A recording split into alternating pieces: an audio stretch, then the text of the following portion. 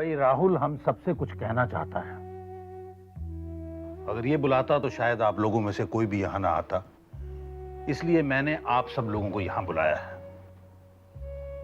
एक बार हम सबको इसकी बात सुन लेनी चाहिए। इसने जो कहना था ये कह चुका है, अब रह ही क्या गया कहने के लिए।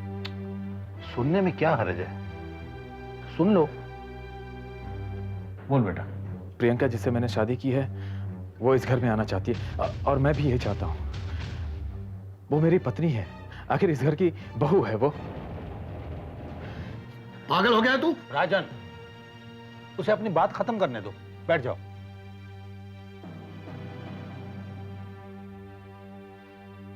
विशाल भैया, मैं आपसे माफी मांगता हूं, मुझे माफ कर दीजिए प्लीज।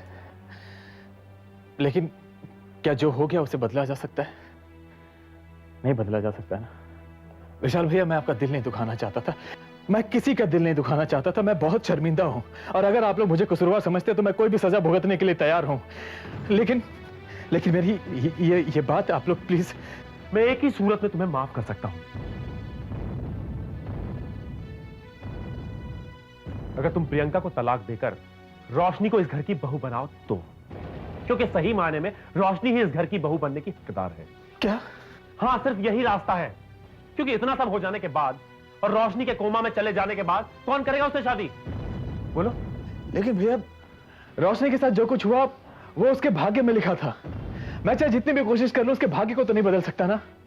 और मैं ये सच्चाई भी नहीं बदल सकता कि मैंने प्रियंका से शादी कर ली है। भैया अब अगर मैं रोशनी से शादी कर भी लूं तो क्या वो कोमा से बाहर आ जाएगी? भैया क्या वो ठीक हो जाएगी? नहीं ना। ये मत भूलो कि उसकी ये हालत सिर्फ तुम्हारे कारण हुई है, सिर्फ तुम्हारे कारण। और रोशनी अभी है, जिंदा है वो। अगर रोशनी ना होती तो बात अलग थी। मगर भैया, अगर मगर कुछ नहीं, इस घर में रोशनी ही बहू बनकर आएगी। और अगर ऐसा नहीं हुआ ना तो मैं नहीं जानता कि मैं क्या कर बैठूंगा।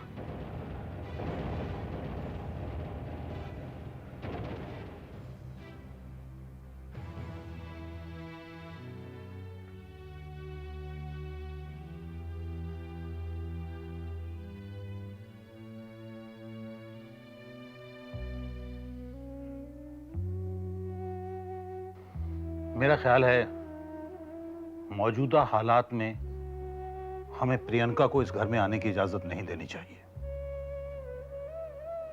जब सब उंगलियां उठाएं, ताने कसें, शक भरी नजरों से देखें, नाखुश हों, तो दुनिया की किसी भी बहू को ससुराल में नहीं आना चाहिए।